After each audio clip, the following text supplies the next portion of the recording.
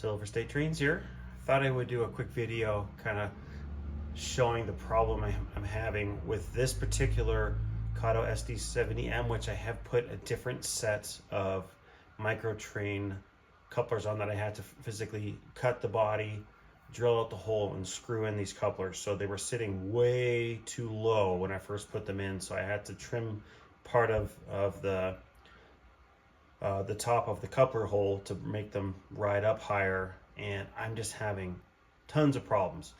I just did a video a little while ago showing the Kato magnetic couplers and just trying to get my freight engine to pull around here through this piece, through this switch here, and it already derailed the freight car behind it. So I just messed with the trip pin on it a little bit to see if that'll fix things, but let me see if I can catch this on camera to show you what my issue is.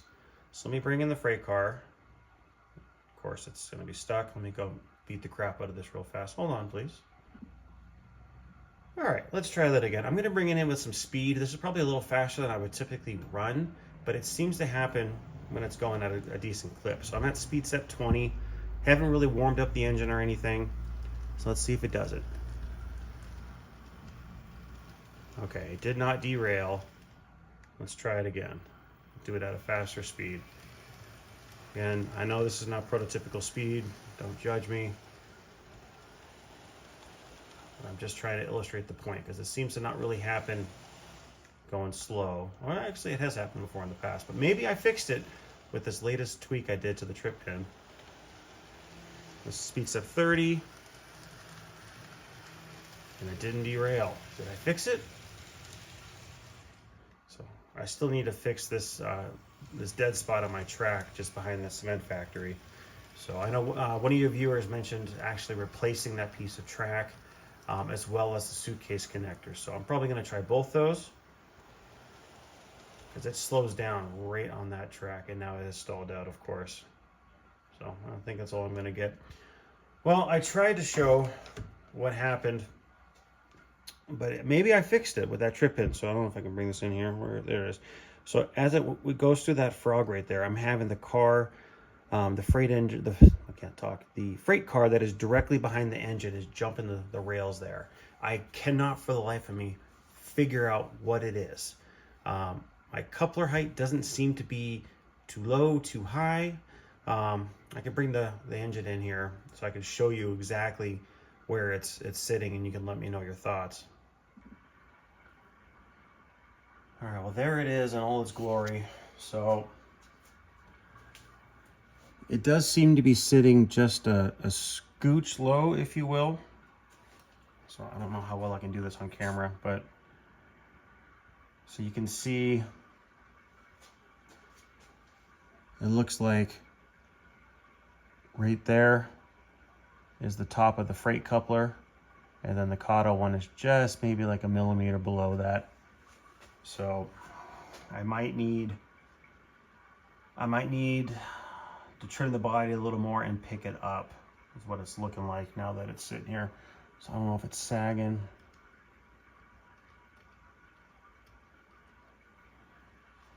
So yeah, I mean, that's the joy of the hobby, if you will. So not everything, oops, I bumped the camera there.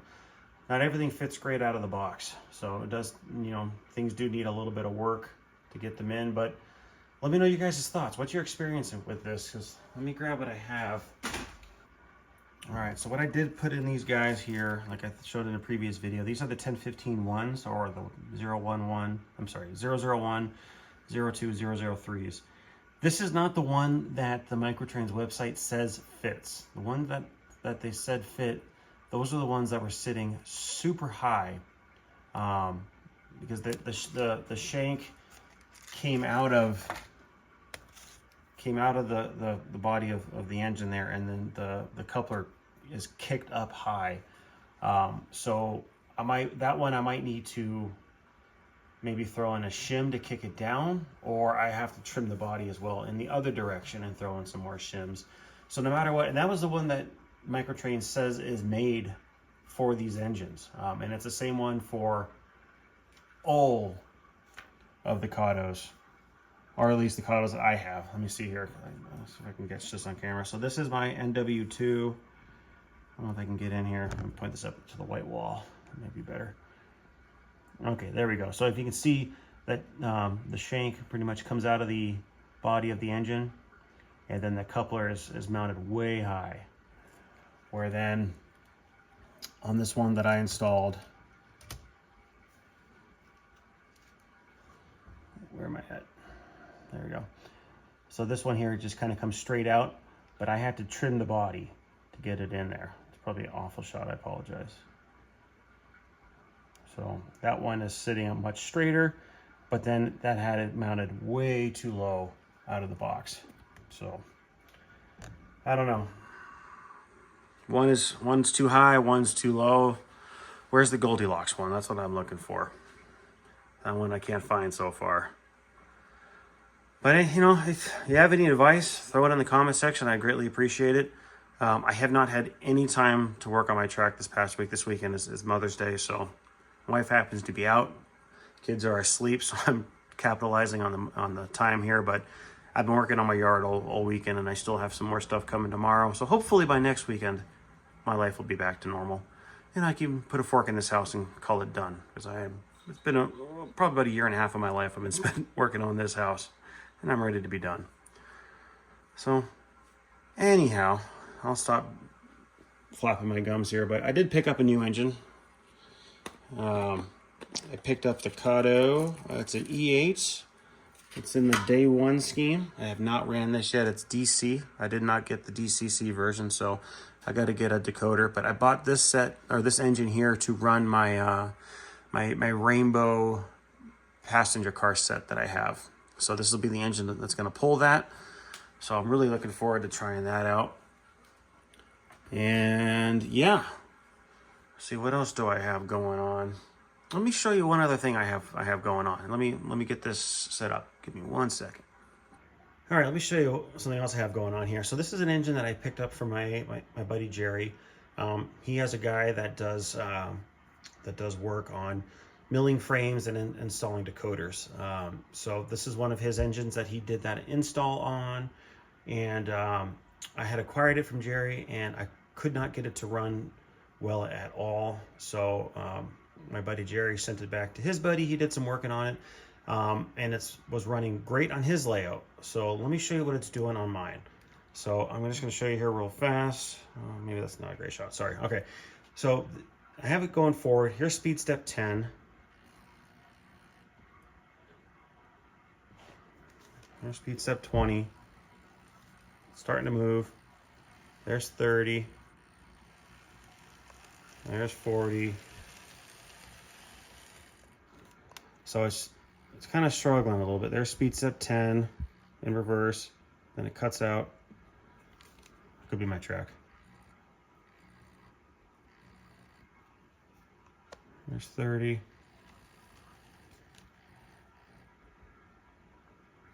Bumped up to 40. And that's the fast spot on my track. So there's speed step 40. All right, run it again. There's forward.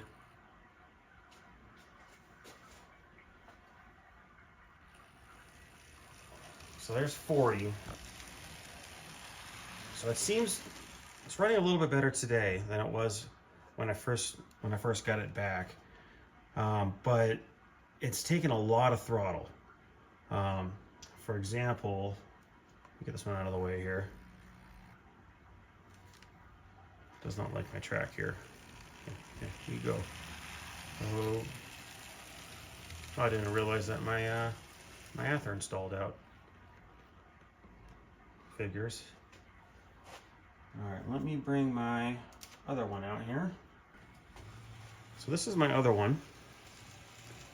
It's pretty much its twin sister with a different road number. So for example, let me just show you how this one runs. This is also done by the same individual. So it has the same decoder, same installer, same everything. It's just this is 5587. The other one's 558 or 5573. Excuse me. So let me show you speed step 10. So this one is quite a bit quicker. So why am I showing you all this? I have a question. So with this other engine over here, that guy right there, with that one taking so much throttle, 40, 50, you know, on the speed step to get it to move at that same pace, do you think this is a CV issue where I need to go in and put it on my programming track, which I haven't really used on this layout yet, but put it on the programming track to see what the current values are and kind of tweak with it? Maybe it needs to be speed matched and there's some issues there. Or do you think there's something else going on with this engine?